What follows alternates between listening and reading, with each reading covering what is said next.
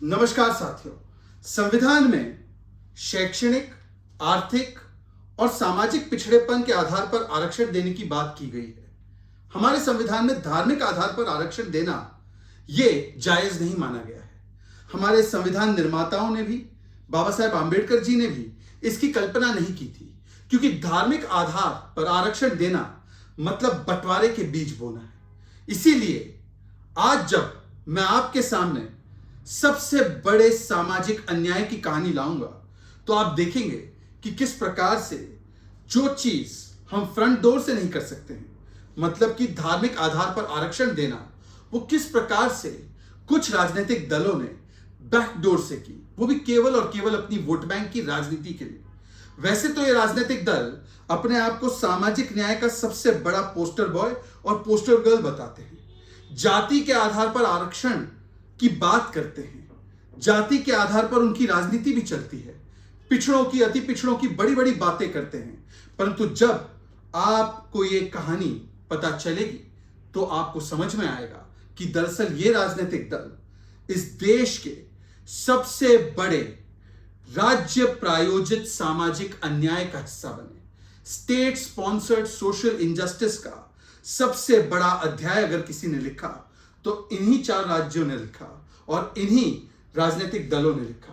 पर आप कहेंगे कि इस प्रकार की कोई भी कहानी मैंने सुनी ही नहीं है। कैसे सुनी होगी? NCBC, national commission for backward classes, इसको संवैधानिक दर्जा दिया गया लंबे समय के बाद 2018 में नरेंद्र मोदी जी की सरकार में। बड़े लंबे समय तक यह लड़ाई चलती रही कि इस बॉडी को, इस संस्था को संवैधानिक दर्जा दिया जाए। जब संवैधानिक दर्जा मिला तब इस संस्था ने ओबीसी की कंडीशन को लेकर, ओबीसी के हालचाल को लेकर हर प्रदेश में रिसर्च करना शुरू किया। और जब उन्होंने रिसर्च किया तो कुछ चौंकाने वाले तथ्य सामने निकल कर आए, और ऐसे तथ्य सामने निकल कर आए कि लुटेंस की मीडिया इकोसिस्टम ने इस पूरे के पूरे स्टोरी को दबाने का पूरा प्रयास किया, इसे खत्म करने का, इस पर कोई चर्चा ना हो, इसका पूरा प्रयास किया। वैसे तो ये वो इकोसिस्टम है जो स्मैश ब्राह्मणिकल पेट्रियार्की के पोस्टर लेकर खड़ा हो जाता है और बताता है कि वो पिछड़ों का, अति पिछड़ों का, दलितों का, ओबीसी समाज के लोगों का सबसे बड़ा शुभचिंतक है, सबसे बड़ा हितैषी है। परंतु जब ये सामने आया कि किस प्रकार से 4 राज्य में, बिहार, राजस्थान, बंगाल और पंजाब, इन 4 राज्यों में ओबीसी समाज को उनका अधिकार नहीं दिया गया, तो इस पूरी की पूरी कहानी को दबाने के लिए किस प्रकार से लुटेंस इकोसिस्टम अब लगा हुआ है वो भी आप समझ जाएंगे। पर आइए पहले समझते हैं कि दरअसल ये कहानी है क्या। तो आइए सबसे पहले बात करते हैं पश्चिम बंगाल की, वेस्ट बंगाल की। वेस्ट बंगाल की कहानी बड़ी दिलचस्प है। वेस्ट बंगाल में 179 कास्ट है जिनको ओबीसी की लिस्ट में रखा गया है।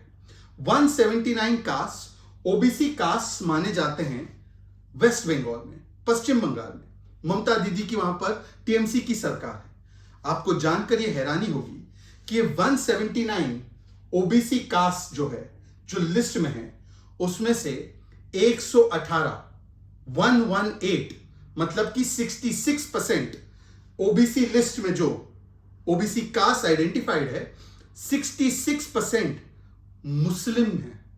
आप बताएंगे कि किस प्रकार से एक राज्य जहां पर 70% आबादी हिंदुओं की है और मात्र 27% आबादी मुस्लिमों की है, वहां पर उनके ओबीसी के लिस्ट में, जहां पर 179 कास्ट आइडेंटिफाइड है, 118 मुस्लिम जातियां हैं।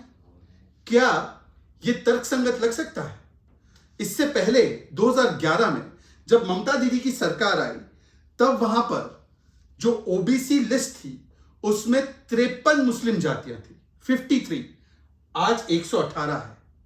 मतलब कि ममता बनर्जी जी के आने के बाद 2011 से लेकर 2022 आते आते जो मुस्लिम लिस्ट है ओबीसी में, उसको 53 से 118 तक बढ़ाया गया। मतलब 65 जातियों को जो मुस्लिम हैं उनको इस ओबीसी लिस्ट में जोड़ा गया। और उसी कालखंड में, मतलब 2011 से लेकर 2022 तक हिंदुओं की जो ओबीसी लिस्ट थी उसमें केवल 7 लिस्ट को जोड़ा गया। इसका मतलब 2011 में जहां पर मुस्लिमों की संख्या 53 थी और हिंदुओं की संख्या 54 थी ओबीसी लिस्ट में, वहां पर 2022 आते आते मुस्लिमों की संख्या लिस्ट में 118 हो गई और हिंदुओं की संख्या 61 हो गई। मुस्लिम की लिस्ट 65 से बढ़ी और हिंदुओं की लिस्ट मात्र 7 से बढ़ी, उस प्रदेश में जहां पर हिंदुओं की संख्या 70% है और मुस्लिमों की संख्या 27% है। अब इससे कई सारे सवाल निर्माण होते हैं। क्या ये सामाजिक अन्याय को आगे बढ़ावा देने वाला काम नहीं है? क्या ये एक तरीके से ओबीसी आरक्षण को मुस्लिम आरक्षण में तब्दील करने की ये सबसे बेहतरीन स्ट्रैटेजी नहीं है कि जो डायरेक्टली नहीं किया जा सकता, मतलब कि धार्मिक आधार पर मुस्लिमों को आरक्षण नहीं दिया जा सकता, तो आपने बैकडोर से मुस्लिमों की जातियों को ही ओबीसी में जोड़ते रहे ताकि ज्यादा से ज्यादा फायदा एक वर्ग को मिले और जो हिंदू ओबीसी है उनका अधिकार मारा जाए। एनसीबीसी ने तो यह भी पाया है कि ये जो 118 है इसमें कई सारे रोहिंग्या और बांग्लादेशियों को भी जोड़ा गया है। मतलब कि हिंदू ओबीसी को तो उनका अधिकार नहीं मिला, परंतु रोहिंग्या और बांग्लादेशी जो कि विदेशी है, घुसपैठिए हैं, उनकी घुसपैठ इस लिस्ट में हो गई। तो यह तो अन्याय न केवल हिंदू ओबीसी के साथ हुआ बल्कि जो डिजर्विंग मुस्लिम आरक्षण लेने वाले लोग हैं उनके साथ भी हुआ और सुरक्षा के साथ भी। तो यह कितना बड़ा खिलवाड़ है यह आप समझ ही सकते हैं। पर सवाल यह भी पैदा होता है कि क्या यह सारा का सारा हथकंडा अपनाया गया वोट बैंक पॉलिटिक्स के चलते? क्योंकि हम जानते हैं कि 2021 में 70% से ज्यादा मुस्लिम वोट कंसोलिडेट हुआ था ममता बनर्जी की पार्टी के लिए। तो क्या उसके पीछे कारण यही है कि आपने ज्यादा से ज्यादा मुसलमानों को ओबीसी लिस्ट में शामिल कर दिया? वैसे तो कहा जाता है कि मुसलमानों में कोई जाति व्यवस्था नहीं होती, परंतु एक राज्य जहां पर हिंदुओं की संख्या कहीं ज्यादा है मुसलमानों से, 70 और 27 है, वहां पर क्या यह तर्कसंगत है कि 66% जो लोग लिस्ट में हैं ओबीसी के वो मुस्लिम से है और हिंदू मात्र 33%, 34% है?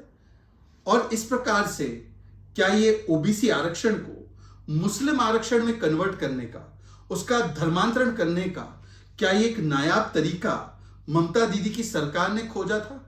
क्या इसको राज्य प्रायोजित सामाजिक अन्याय कहना अति होगी? सवाल तो यह भी बनता है कि क्या यह संविधान के तहत किया जा सकता है? क्या यह आंबेडकर जी की और जो सामाजिक न्याय की जो पूरी विचारधारा है उसके खिलाफ नहीं जाता कि आपने ओबीसी का अधिकार हटाकर रोहिंग्याओं को और बांग्लादेशियों को दे दिया क्योंकि आपको एक वोट बैंक साधना था? यहां तक तो ठीक था। 2 कैटेगरी जो आती है आरक्षण की, कैटेगरी ए और कैटेगरी बी, बंगाल में कैटेगरी ए ज्यादा पिछड़े समाज के लिए होती है जिसमें ज्यादा बेनिफिट्स होते हैं। वहां पर तो मुसलमानों को लगभग 90% बेनिफिट मिला और जो कैटेगरी बी है जिसमें कम बेनिफिट्स होते हैं वहां पर हिंदुओं की संख्या 50 से कुछ आगे कर दी गई है।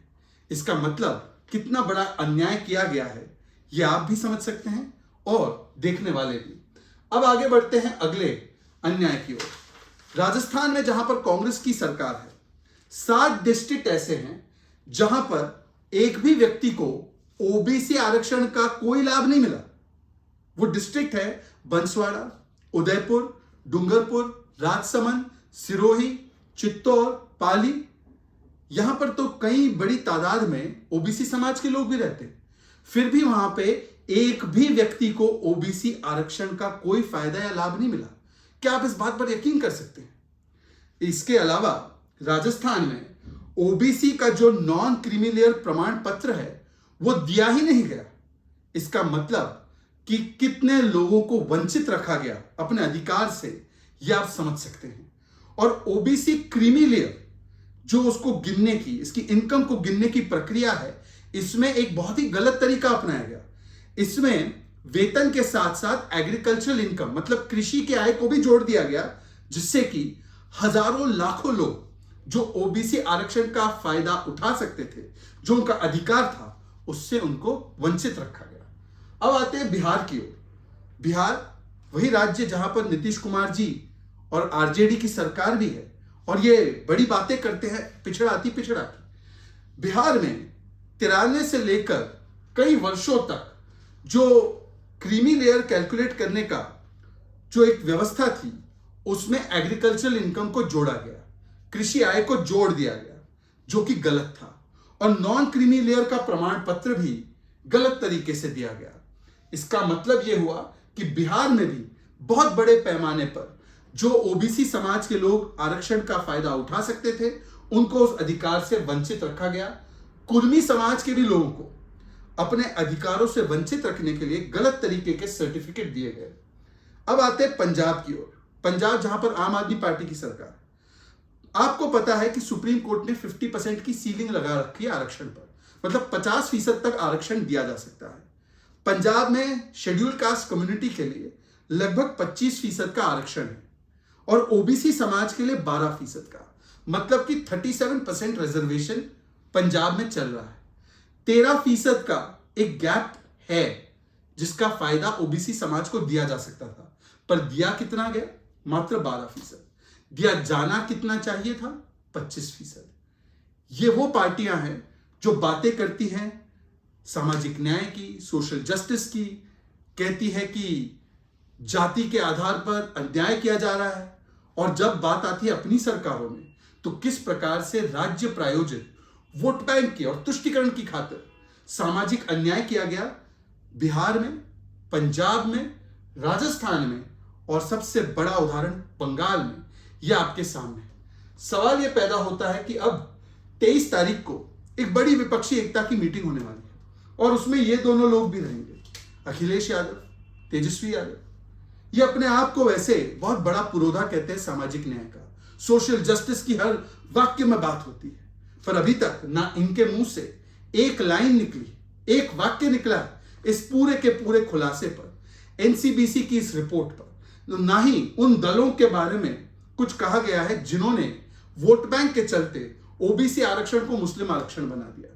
क्योंकि क्या करे साहब, मुस्लिम भी इनके वोट बैंक है, तो एक वोट बैंक को नाराज करेंगे तो दूसरा नाराज हो जाएगा, और दूसरे को खुश करेंगे तो दूसरा नाराज हो जाएगा। तो इस चक्कर में अब इनके मुंह पर ऐसी पट्टी बंधी हुई है कि ये बोल ही नहीं पा रहे हैं। और इनके साथ साथ बहुत सारे ऐसे राजनीतिक दल जो वैसे तो राजनीति जाति की करते हैं, वैसे राजनीति सामाजिक न्याय की अपने आप को कहलाते हैं कि हम सामाजिक न्याय की राजनीति करते हैं, उनके मुंह से अभी तक एक शब्द नहीं निकला है। अब सवाल यह बनता है कि 23 जून को क्या इस विषय पर भी चर्चा होगी कि क्या इस प्रकार से सामाजिक अन्याय करने का ही मॉडल लेकर ये सारे राजनीतिक दल एक होंगे? क्या ये ममता बनर्जी के राज में ओबीसी समाज का जो अधिकार मारा गया, क्या अखिलेश यादव, तेजस्वी यादव उसके साथ खड़े होंगे? जो नीतीश कुमार जी कर रहे हैं उसके साथ अखिलेश जी खड़े होंगे? जो पंजाब में हो रहा है आम आदमी पार्टी के द्वारा, उसके साथ ये राजनीतिक दल खड़े होंगे? या जो कांग्रेस पार्टी राजस्थान में कर रही है उसके साथ खड़े होंगे? इसका जवाब मुझे लगता है आएगा तो नहीं, पर आपको जरूर मांगना चाहिए। आज के लिए बस इतना ही। जय हिंद, जय भारत।